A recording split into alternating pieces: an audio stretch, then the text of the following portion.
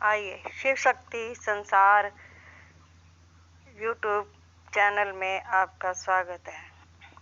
अगर आपको वीडियो अच्छी लगती है तो हमारे चैनल को ढेर सारा प्यार दें और हमारे चैनल को कमेंट लाइक करें, सब्सक्राइब करें। चलिए बिना किसी देरी से आज का अध्याय शुरू करते हैं। शिव पुराण की विदेश्वर संहिता का 16वां अध्याय। देव प्रतिमा का पूजन तथा शिवलिंग के वैज्ञानिक स्वरूप का विवेचन। ऋषियों ने कहा, साधु शिरोमणि सूत जी, हमें देव प्रतिमा के पूजन की विधि बताएं जिससे अभिष्ट फल की प्राप्ति होती है।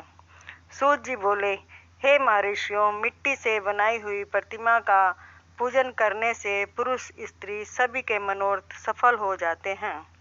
इसके लिए नदी, तालाब, कुआं या जल के भीतर की मिट्टी लाकर सुगंधित द्रव्य से उनको शुद्ध करें।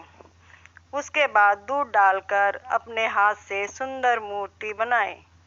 पद्मासन द्वारा प्रतिमा का आदर सहित पूजन करें। गणेश, सूर्य, विष्णु, शिव, पार्वती की मूर्ति और शिवलिंग का सदैव पूजन करें। संपूर्ण मनोरथों की सिद्धि के लिए 16 उपचारों द्वारा पूजन करें। किसी मनुष्य द्वारा स्थापित शिवलिंग पर एक सेर नैवेद्य से पूजन करें। देवताओं द्वारा स्थापित शिवलिंग को 3 सेर नैवेद्य अर्पित करें तथा स्वयं प्रकट हुए शिवलिंग का पूजन 5 सेर नैवेद्य से करें। इससे अभिष्ट फल की प्राप्ति होती है। इस प्रकार सहस्त्र बार पूजन करने से सत्यलोक की प्राप्ति होती है। 12 अंगुल चौड़ा और 25 अंगुल लंबा यह शिवलिंग का प्रणाम है और 15 अंगुल ऊंचा लोहे या लकड़ी से बनाए हुए पात्र का नाम शिव है। इसके अभिषेक से आत्मशुद्धि, गंध चढ़ाने से पुण्य, नैवेद्य चढ़ाने से आयु तथा धूप देने से धन की प्राप्ति होती है। दीप से ज्ञान और तांबूल से भोग मिलता है। अतः स्नान आदि 6 पूजन के अंगों को अर्पित करें। नमस्कार और जाप संपूर्ण अभिष्ट फलों को देने वाला है। भोग और मोक्ष की इच्छा रखने वाला लोगों को पूजा के अंत में सदा जाप और नमस्कार करना चाहिए।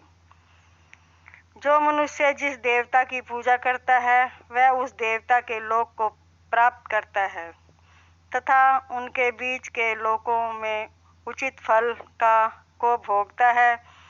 हे महर्षियों, भूलोक में श्री गणेश पूजनीय है।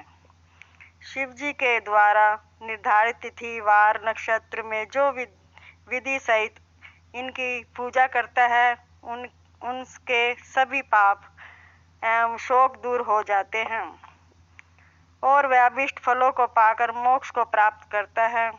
यदि मध्याह्न के बाद तिथि का आरंभ होता है तो रात्रि तिथि का पूर्व भाग पितरों के श्राद्ध आदि कर्म के लिए उत्तम होता है तथा बाद का भाग दिन के समय देव कर्म के लिए अच्छा होता है। वेदों में पूजा शब्द को ठीक प्रकार से परिभाषित नहीं किया गया है। पू का अर्थ है भोग और फल की सिद्धि जिस कर्म से संपन्न होती है उसका नाम पूजा है। मनोचित वस्तु तथा ज्ञान अभिष्ट वस्तुएं हैं। लोक और वेद में पूजा शब्द का अर्थ विख्यात है। नित्य क्रम भविष्य में फल देने वाले होते हैं। लगातार पूजन करने से शुभ कामनाओं की पूर्ति होती है तथा पापों का क्षय होता है। इसी प्रकार श्री विष्णु भगवान तथा अन्य देवताओं की पूजा उन देवताओं के वार, तिथि, नक्षत्र को ध्यान में रखते हुए तथा 16 उपचारों से पूजन एवं भजन करने से अभिष्ट फल की प्राप्ति होती है। शिव जी सभी मनोरथों को पूर्ण करने वाले हैं। माँ आर्द्रा नक्षत्र अर्थात माघ कृष्णा चतुर्थी को शिव जी का पूजन करने से आयु की वृद्धि होती है। ऐसे ही और भी नक्षत्रों, महीनों तथा वारों में शिव जी की पूजा एवं भोजन, भोग और मोक्ष देने वाला है। कार्तिक मास में देवताओं का भजन विशेष फलदायक होता है। विद्वानों के लिए यह उचित है कि इस महीने में सब देवताओं का भजन करें, स्वयं एवं नियम से जाप, तप, हवन और दान करें, क्योंकि कार्तिक मास में देवताओं का भजन सभी दुखों को दूर करने वाला है। कार्तिक मास में रविवार के दिन जो सूर्य की पूजा करता है और तेल व कपास का दान करता है, उसका कुष्ठ रोग भी दूर हो जाता है। जो अपने तन मन को जीवन पर्याप्त शिव को अर्पित कर देता है, उसे शिव जी मोक्ष प्रदान करते हैं। योनि और लिंग, इन दोनों स्वरूपों के शिव स्वरूप में समाविष्ट होने के कारण वे जगत के जन्म निरूपण हैं और इसी नाते से जन्म की निवृत्ति के लिए शिव जी की पूजा का अलग विधान है। सारा जगत बिंदु नाद स्वरूप है, बिंदु शक्ति है और नाद शिव, इसलिए सारा जगत शिव शक्ति स्वरूप ही है। नाद बिंदु का और बिंदु एक जगत का आधार है। आधार में ही अध्यय का समावेश अथवा तय होता है। यही संकलीकरण है। इस संकलीकरण की स्थिति में ही सृष्टि काल में जगत का आरंभ हुआ है। शिवलिंग बिंदु नाद स्वरूप है, अतः इसे जगत का कारण बताया जाता है। बिंदु देव और नाद शिव, इसका संयुक्त रूप ही शिवलिंग कहलाता है। अतः जन्म के संकट से छुटकारा पाने के लिए शिवलिंग की पूजा करनी चाहिए। बिंदु रूपा उमा है और नाद स्वरूप भगवान शिव पिता। इन माता पिता के पूजित होने से परमानंद की प्राप्ति होती है।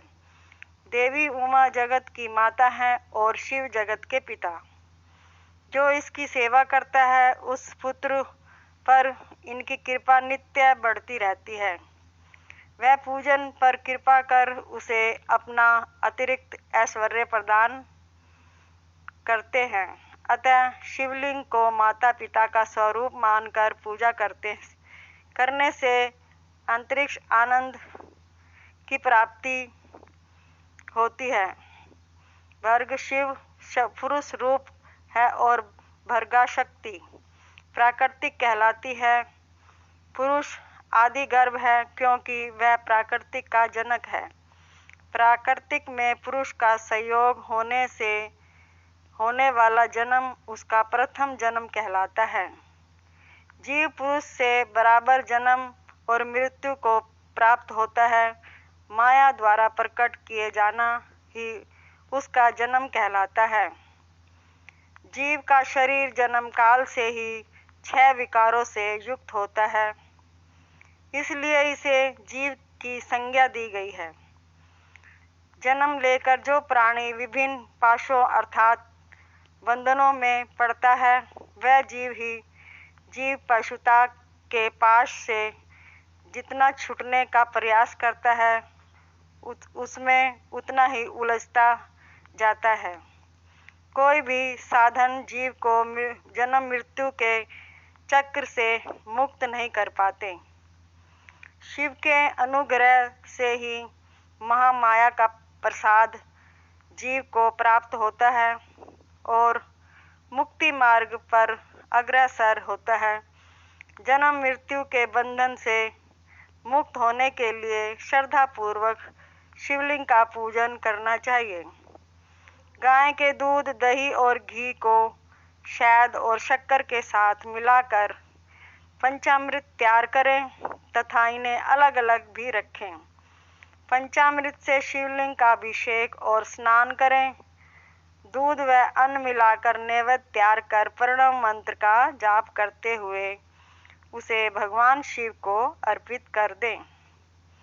प्रणव को ध्वनिलिंग, स्वयंभूलिंग और नाद स्वरूप होने के कारण नादलिंग और बिंदु स्वरूप होने के कारण बिंदुलिंग के रूप में प्रसिद्ध प्राप्त है। अचल रूप से प्रतिष्ठित शिवलिंग को मकार स्वरूप माना जाता है, इसलिए वह मकरलिंग कहलाता है। सवारी निकालने में उकारलिंग का प्रयोग होता है। पूजा की दीक्षा देने वाले गुरु आचार्य विग्रह आकार का प्रतीक होने से आकारलिंग के 6 भेद हैं। इनकी नित्य पूजा करने से साधक जीव मुक्त हो जाता है। कथा समाप्त। हर हर महादेव।